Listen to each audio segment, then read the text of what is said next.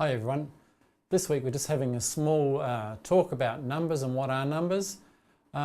Kids have been doing numbers right from the start of school, so this is not a new topic for them. And really this talk's more for interest and trying to tease out some of the ideas rather than being an essential part of Maths C. Of course, we also know that in Maths C we're introduced to complex numbers where this becomes an issue, and this is why we've decided to talk to you briefly about it today. So we probably already know that there's lots of types of numbers.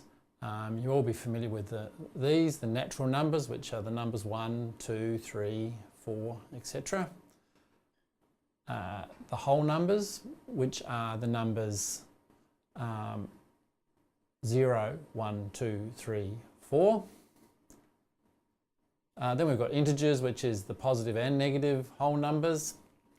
So negative 3, negative 2, negative 1, 0, 1, 2, 3, etc. And then we get to the rational numbers. And rational numbers are numbers which can be expressed as a distinct decimal or as a fraction.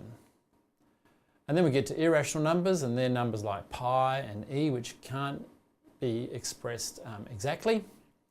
And then next we get to what we call real numbers, which is basically all of the above.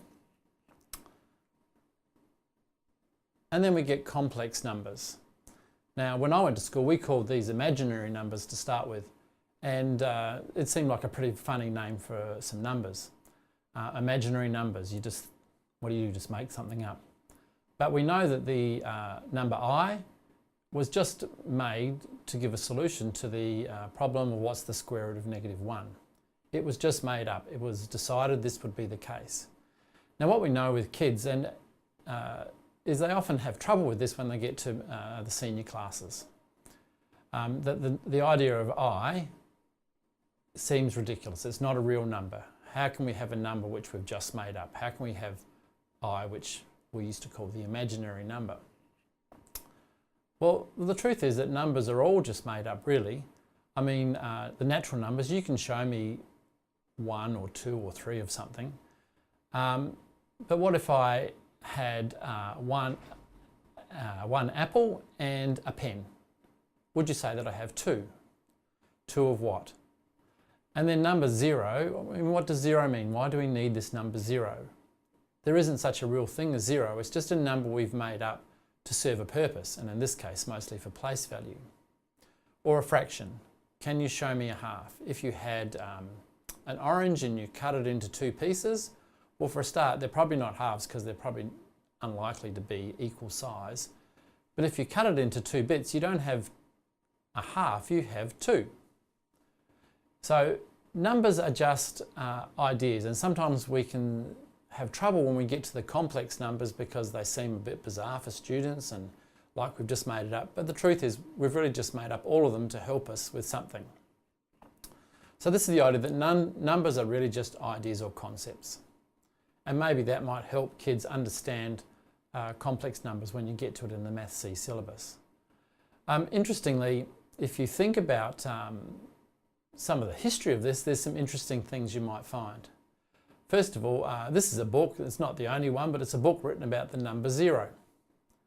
And it's called The Biography of a Dangerous Idea. And if you've got nothing to do on your holidays, you might like to read this book or look online.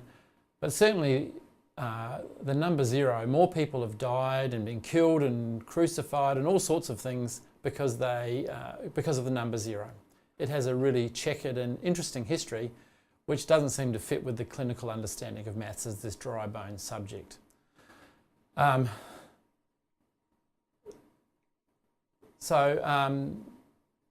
we talk, so 0 is one idea, but also numbering systems across different cultures are different. There's a famous Australian researcher called Glendon Lean, who sadly passed away a number of years ago, but he researched numbering systems in Papua New Guinea. And he found in many of the cultures there, they don't have the number 0 because they don't need it. They don't have the number 1 because you don't need it. If I've got 1 spear, I don't need the number 1 to describe that. I just say I've got a spear. Or if I've got a taro, I just say I've got a taro, I don't say I have to have 1. So they don't have 0, they don't have 1. They have 2, sometimes, they vary. They might have 3 or 5, maybe they have 10, but after that there's sort of just grades of lots and many because they just don't need these numbers in their system. So the numbering system we have, although it's useful for us, it's not universal across the world. And actually, if you really want to stretch your brain, you've got to wonder why we have a numbering system which is base 10. I mean, we all can work out why we've got a numbering system with base 10. It's probably because we've got 10 fingers. But certainly it's not the best numbering system we could have come up with. If you think about learning your times tables, which ones are easy? The 10, the 5s, the 2s and the 1s. Why are they easy? Because they're factors of 10. If we had 12 as our base for our numbering system, it would certainly make calculations and things like that easy because 12 has more factors. But the whole point of this video is just really to say numbers are just ideas. And if kids are having trouble with complex numbers, help them to try and understand that numbers are not something real, they're just something we've made up to help us describe things and because they're useful. Why do we have I?